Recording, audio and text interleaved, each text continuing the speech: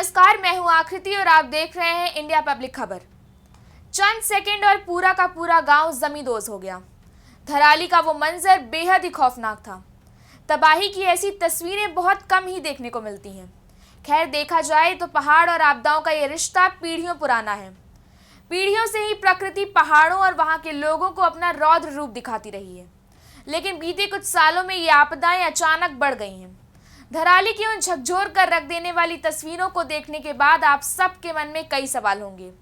क्या ऐसी आपदाओं से बचने का कोई रास्ता नहीं है? क्या मौसम विभाग इनके बारे में पहले से चेतावनी नहीं दे सकता?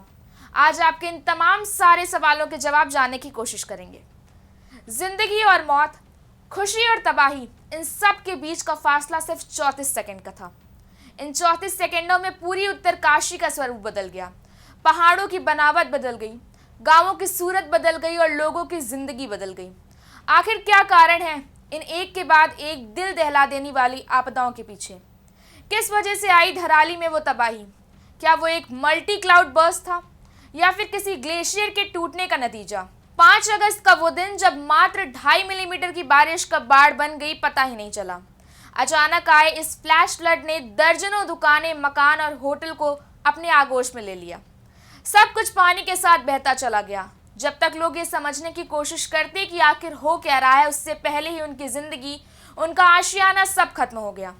ऐसे में सबसे बड़ा और अहम सवाल जो हर किसी से पूछा जाना चाहिए, फिर चाहे वो आम आदमी हो, प्रशासन हो या सरकार हो, वो ये है कि क्या सच में ये महज एक प्राकृतिक आपदा थी या फिर एक 100% मैन मेड डिजास्टर? सबसे पहले तो आपको ये बता दें कि उत्तरकाशी की ये दर्दनाक त्रासदी किसी भी तरीके से एक क्लाउड बर्स्ट नहीं थी। यानी हर्षिल और धराली में मची तबाही का कारण बादल फटने की जगह कुछ और है। आईएमडी की माने तो बादल फटने का मतलब होता है कि एक ही घंटे के अंदर मात्र 10 स्क्वायर किलोमीटर के एरिया में 100 मिलीमीटर या उससे ज्यादा बारिश होनी। आपको बताते चलें कि 5 अगस्त के दिन जहां उत्तरकाशी में सिर्फ 2.7 मिलीमीटर बारिश हुई, तो वहीं हरिद्वार में 300 मिलीमीटर बारिश हुई। तो इस हिसाब से तो ये तबाही उत्तरकाशी की जगह हरिद्वार में आनी चाहिए थी। पर इसके पीछे भी एक बड़ा और साइंटिफिक कारण है, इस एरिया के लोकेशन और ज्योग्राफी। उत्तरकाशी का इलाका एक इको सेंसिटिव हिमालयन जोन है, यानी कि बहुत ही ज्यादा ऊंचाई पर है। इसलिए इस इलाके के पहाड़ बेहद ही कम उम्र और नाजुक होते हैं। इसलिए जब भी बारिश होती है, पानी जमीन के अंदर नहीं जा पाता और सीधा नीचे बहता चला जाता है और अपने साथ रास्ते में आ रही हर चीज को बहा ले जाता है। ऐसे में नीचे के गांव पूरी की पूरी तरह बह जाते हैं। इस साल जुलाई में पहले से ही उत्तरकाशी में बहुत ज्यादा बारिश हो चुकी थी, जिसकी वजह से जमीन और मिट्टी में पहले से ही काफी नमी थी, जिस पर अगर हल्की सी भी बारिश होती है तो जमीन पूरी की पूरी खिसकने लगती है। नतीजा landslide, flash floods. IIT Gandhinagar की एक रिपोर्ट के मुताबिक खाली 25% फ्लैश फ्लड्स बहुत ज्यादा बारिश के कारण होते हैं। बाकी 75% आपदाओं के पीछे की वजह है पहले से भीगी हुई जमीन। साल 2020 से लेकर साल 2022 तक फ्लैश फ्लड्स की संख्या 132 से बढ़कर 184 हो गई है, यानी कि मात्र 2 साल में 40% इजाफा हुआ है। इसकी ये वजह है क्लाइमेट चेंज।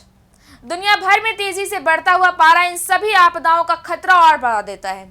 उसके ऊपर ऐसे सेंसिटिव जोन्स में जब रोड्स, डैम्स और हाईवेज बनते हैं, वो भी बिना किसी परफेक्ट प्लान के, तो ऐसी आपदाओं का आना कोई बड़ी बात नहीं है।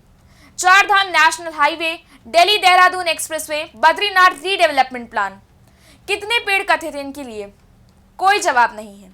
इन सभी प्रोजेक्ट्स का अगर किसी ने विरोध भी किया तो या तो उसे जेल का रास्ता दिखा दिया गया या फिर लाठीचार्ज करवा दिया गया।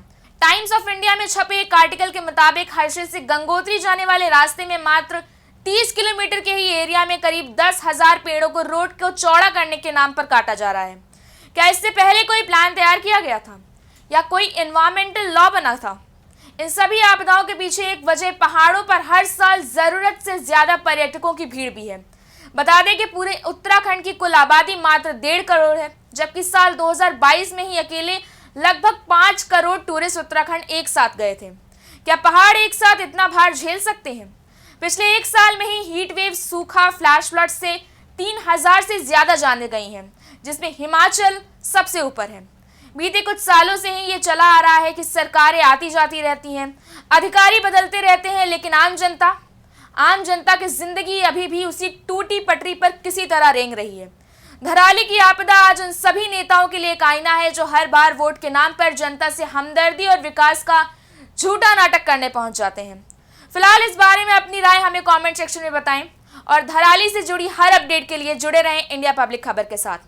वीडियो को लाइक करें, शेयर करें, चैनल को सब्सक्राइब करें। शुक्रिया।